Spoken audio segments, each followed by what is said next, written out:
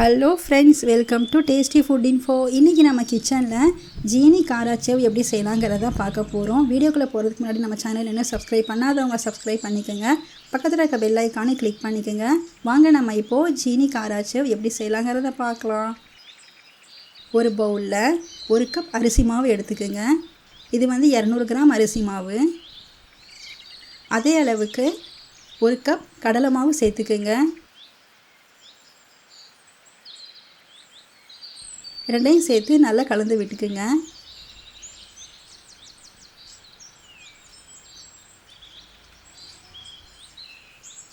இதில் இப்போ 2 table spoon சூடு பண்ண ஆயில் சேர்த்துக்குங்க.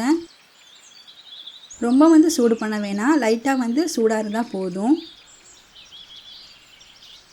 நல்லா கலந்து விட்டுட்டு இதில் நம்ம இப்போ கொஞ்சம் கொஞ்சமாக தண்ணி சேர்த்து மாவு கலந்து எடுத்துக்க போகிறோம்.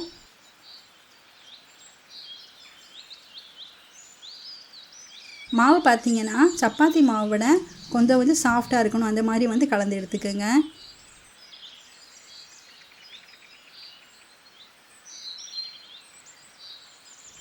இந்த மாதிரி சாஃப்டாக கலந்து எடுத்துக்கோங்க. இப்போ நம்ம இதை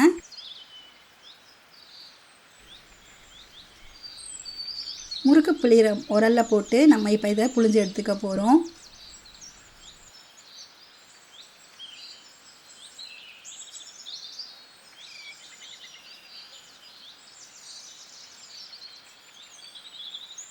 ஒரு பேனில் ஆயில் சேர்த்துட்டு ஆயில் நல்லா ஹீட் ஆனவுடனே ரெடி பண்ணி வச்சுருக்கிற முறுக்கு மாவு இதில் பிழிஞ்சு விட்டுக்குங்க.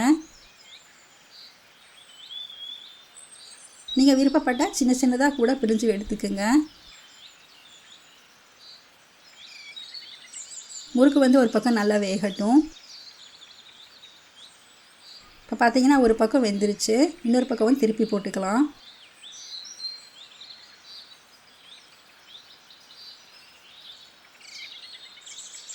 ரெண்டு பக்கமும் வெந்ததுக்கப்புறமா முறுக்கு நம்ம இப்போ வெளியே எடுத்துக்கலாம்.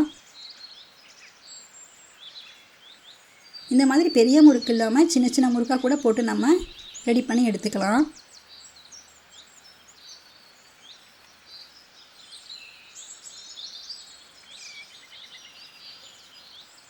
ரெடி பண்ண முறுக்கையெல்லாம் இந்த மாதிரி சின்ன சின்னதாக பிச்சு போட்டுக்குங்க.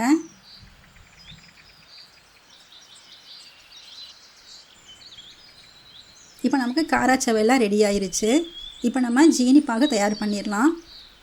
ஒரு பாத்திரத்தில் 1 கப் ஜீனி சேர்த்துக்குங்க. 1 கப் தண்ணி சேர்த்துக்குங்க.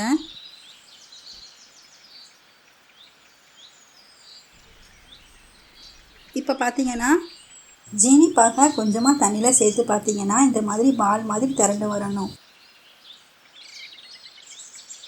இந்த மாதிரி திரண்டு வந்தால் தான் நமக்கு ஜீனி பாகு கரெக்டாக இருக்கும்.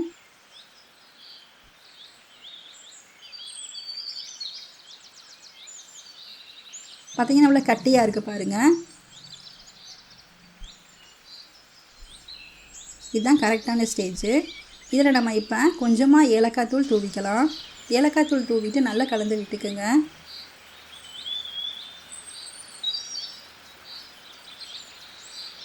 இப்போ நம்ம ஸ்டவ் ஆஃப் பண்ணிடலாம்.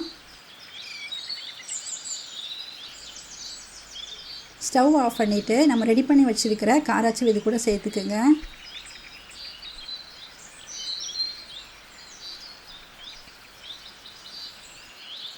காராச்சேவ் சேர்த்துட்டு இந்த மாதிரி கைவிடாமல் 1 நிமிஷம் கலந்து விட்டுக்குங்க.